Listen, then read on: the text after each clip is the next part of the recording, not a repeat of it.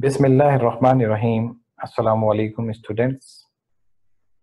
Today we have another new video related to the C language program, and today we will make a C language program that will add two numbers or addition of two numbers. How could we make that program in C language? So let's move towards the C language IDE, that is called Integrated Development Environment. So we will switch to the C language, that is C language ID.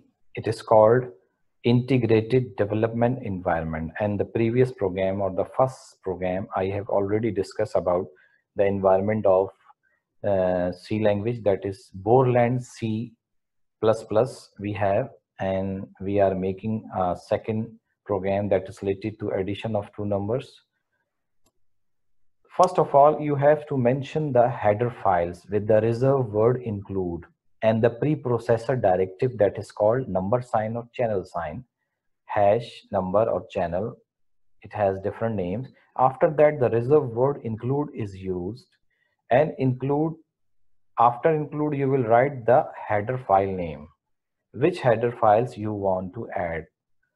That is related to your function, which function you are going to use into your C language program. I have mentioned two header files. Number one is stdio.h and number two is conio.h. After that, I have to mention the void main function void, and after that the curly bracket, as we have discussed earlier, that curly bracket is the boundary lines of C language. Now I want to calculate the addition of two numbers, and those numbers would be integer. We have discussed about the different data types used in C language: integer, float, long, long double, and so on. So right now we are using integer variables. So we have to mention after the void main void function and the starting curly bracket, you have to mention the variable type and name. So our variable is integer, that is int. Reserved word is used. After that, you will write the variable name. For example, first variable name is n1, comma n2. After that, you have to mention the third variable name, that is called result. You can see result or answer, whatever variable name you can use here, result or answer or whatever, or the sum, and semicolon. I have mentioned three variables. Number one is n1, number two is n2, and number three is result. And in the end, I have to end that statement with the semicolon. Semicolon is the end statement mark used in C language. And these three variables are integer type. Integer type means they could not store decimal portion or the point value. And after that, I have to initialize those variables. For example, n1 is equal to 5 semicolon, n2 is equal to 10 semicolon, then result is equal to n1 plus n2 semicolon. I have mentioned three variables, and after that I have initialized the value of these variables. Initialize means first value of variables. So first value of n1 is 5 initial value, and the second is n2, and I want to calculate those two numbers n1 and n2. So result will come in the result variable. So students, you can initialize these values here also, just in front of data types. I can initialize here in the first line as well, but for explaining you that you can understand step by step, so I am going to initialize separately. Otherwise, you can initialize the initial value on the same line here like this. You can initialize here as well. This is also correct. You can initialize the value on the wherever you are declaring the variable names. So it's up to you. So we will have the answer in the result. So how could we print the answer? So we will use printf is small bracket, inverted comma, then you will write sum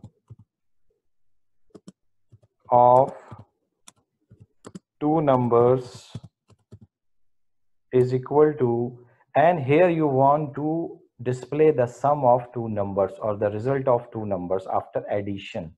So you will write percentage sign, that is format specifier we have discussed. Percentage D is a format specifier used for integer data type. After that, inverted comma close, then comma, and you have to mention the integer value which you want to display here. So of course we want to display the result value or the sum or the answer. So I will write